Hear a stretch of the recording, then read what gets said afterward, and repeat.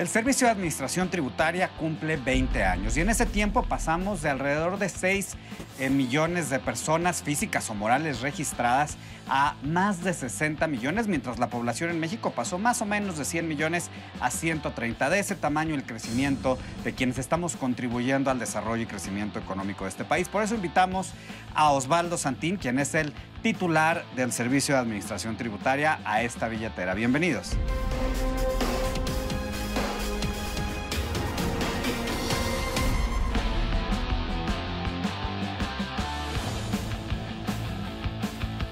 Nos da muchísimo gusto recibir en esta billetera al jefe del Servicio de Administración Tributaria.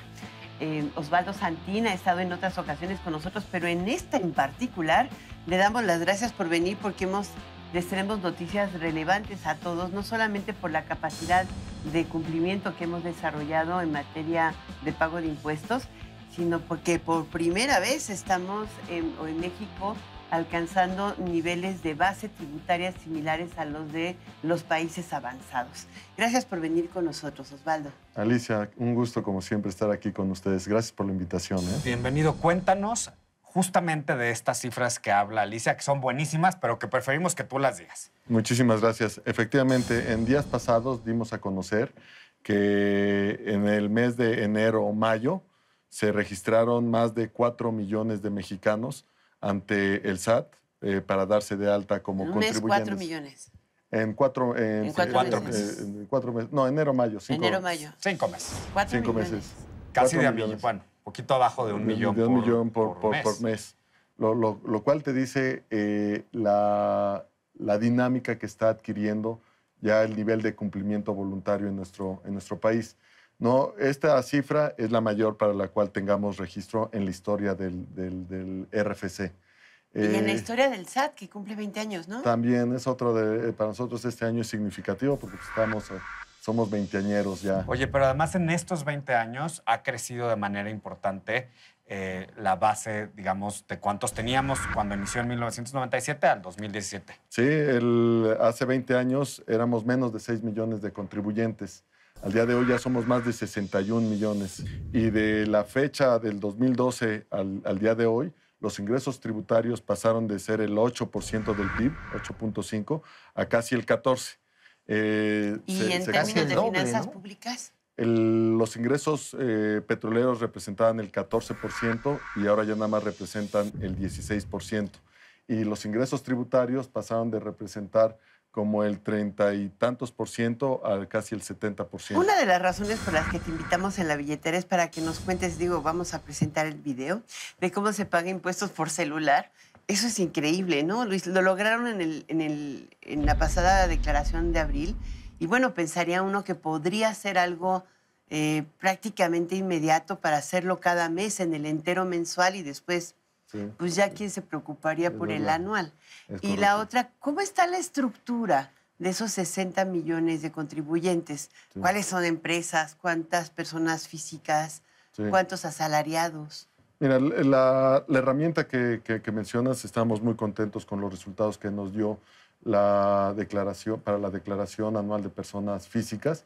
Tuvimos un nivel de cumplimiento récord. ¿Cuál es la cifra? Al día de hoy, más de 6 millones de personas presentaron su declaración, que es equivalente al número de declaraciones que recibimos en todo el 2016. O sea, en un mes. En lo que va de este año, okay. De enero a junio, recibimos el mismo número de declaraciones de las que recibimos en todo el 2016. Muy ágil. Sí, y sobre todo en el periodo importante de las declaraciones anuales, tuvimos un crecimiento como del 18%, que quiere decir 1 millón más de declaraciones. Wow. Y también con cifras muy buenas de devoluciones. Se devolvió a más de 3 millones y medio de personas y ya hemos devuelto más de 22 mil millones de pesos derivados de las devoluciones. De los 60 millones, ¿cuántas son empresas, personas morales? Sí, el 56%, que nos llevaría como a 32 millones de contribuyentes, son personas asalariadas. Otro 40%, que son como 2 millones y medio, son personas físicas con actividad empresarial. y solamente el 3%, que nos lleva como a 900,000, más o menos, son personas morales. No, como 1,800,000, perdón. En el 2010 se evadía el 50% del pago del ISR. Oh. Al día de hoy esa cifra está a la mitad. Al día de hoy recaudamos el 75% del potencial total del ISR. Y a nivel internacional, ¿cuál sería? Ha bajado el símil, gasto fiscal. digamos, ideal, aunque obviamente es que todo no haya evasión, pero... Sí. No, yo estimo que los países desarrollados deben de tener niveles de evasión alrededor del 8-9%. Okay. Entonces todavía tenemos espacio para... Oye, la sí. factura fiscal, la nueva factura fiscal, que es de lo que también están por sacar, también debe contribuir a esta reducción de los espacios de elevación, ¿no? Sí. ¿Por qué no nos platicas cómo va a funcionar? Porque ya Sí, claro, estamos a unos a la meses, vuelta ¿no? del Y solo sí Unos quiero meses. decir que el correo que te llega para que lo empieces a usar, la verdad, le quita uno el miedo al SAT porque es muy amable. Esa es la intención. ¿No la Que vean en el usabas? SAT. No, sí lo usaba, pero me llega un correo promocionando y la La verdad nueva es bien versión. amable. La nueva versión, claro. Sí, recordemos que a partir del 1 de julio entró en vigor una nueva versión de la factura electrónica que va a convivir con la versión anterior hasta el 30 de noviembre. A partir del 1 de diciembre se va a tener que facturar necesariamente con la nueva versión. Entonces estamos en comunicación con todos los proveedores del servicio de factura electrónica. ¿Cuántos son? Y eso. Bueno, autorizados. Autorizados, los PACs, entiendo que son más de 70. Es bastante. Sí, bastante. Eso es un número importante, lo cual genera competencia para que ofrezcan un buen servicio a una tarifa razonable. Y ya el SAT en su portal ya tiene el servicio que presta para emitir facturas, ya está disponible. Y es importante empezarlo a conocer porque lo que hace es, funciona mucho a través de catálogos. Y los catálogos lo que hace es que la información sea más consistente, que sea más confiable, que le dé más certidumbre al contribuyente de que la forma en que está llenando la factura es la forma correcta. Al principio... ¿Cómo es catálogos? Es decir, que en lugar de que le pongas lápiz a la factura, tú veas dentro de todo el catálogo... Lápiz mirado del número 2 con gomita roja arriba. No llegamos a tanto. Pero son 69,000 caracteres. 57,000. Pues sí claro. llegas casi al lápiz. Pues yo la encontré muy fácil porque pones combustible y ahí te sale. Tiene un buscador que lo hace directo, pero al menos para efectos de la explotación y el uso de esa información, se vuelve mucho más sencillo el hecho de que el concepto sea único.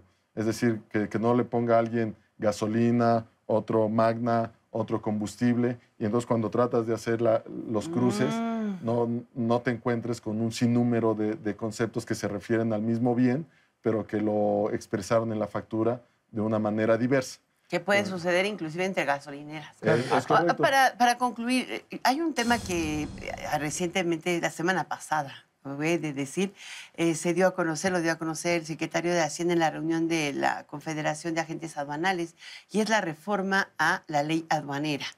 ¿Por qué no nos cuentas cómo va a ser? Porque va a ser una propuesta. Sí, es una iniciativa que se ha venido trabajando ya desde hace algunos meses. Ha habido una comunicación muy abierta y muy fluida con los agentes aduanales. ¿Qué es este camino hacia la aduana del siglo XXI? Incorpora muchos elementos de la aduana del siglo XXI, le da un sustento jurídico para todos los cambios tecnológicos y de procesos que se están implementando en aduanas. Pero el agente aduanal está reconocido en ley. Es correcto, es una figura de ley, la patente está regulada en la misma ley, pero precisamente ese va a ser, o es una de las propuestas más importantes en esta reforma a la ley aduanera, que introduce una nueva figura, es la figura de la agencia aduanal, que es una persona moral que debe de incorporar cuando menos a un agente aduanal y que lo que genera es trascendencia en la autorización. La patente la tendría la agencia, no el agente. Es correcto. Entonces trascendería Lo al heredas, mismo ya agente no. y si se muere, Es correcto. solamente Queda la tendría que institución. llegar uno nuevo. Es correcto. Se institucionaliza, pues. Se institucionaliza, Como se los profesionaliza. Exacto. Sí, No, ya no es los notarios no tienen esta figura y no la tienen a diferencia del agente aduanal, porque el notario no tiene que hacer grandes inversiones para dar los servicios conexos al despacho aduanal. Pero hoy sí, tecnológicas. El agente aduanal tiene que hacer un gran despliegue o una gran inversión. Y física, ¿no? Física. O sea, bodegas y cosas. Bodegas, transporte. Ahora, es corresponsable del manifiesto de importaciones de exportación también, ¿no? Sin duda. Su responsabilidad sigue es más grande que la de un notario. Es correcto. Entonces, sí requiere mayores inversiones y la idea es darle certeza, darle incentivos para que se profesionalice, que se le genera un gobierno corporativo y de esta manera darle condiciones de competitividad al comercio Oye, exterior. y a de nuestro propósito país. de certeza, ¿qué bien les ha ido con la repatriación de capitales? Yo creo que le está yendo bien al país. Si tú te acuerdas... ¿Cómo van esos números? Ya todo el mundo principio. dijo que le den más tiempo, ¿no? Sí va a haber más tiempo Pues para... los bancos, las casas de bolsa. Para que te animes a hacerte los Pidieron 3 milloncitos que veces tienes más, por ¿no? allá. Ojalá hazme la buena. Sí, efectivamente Sí. se aceleró mucho la entrada de capitales hacia el final del periodo.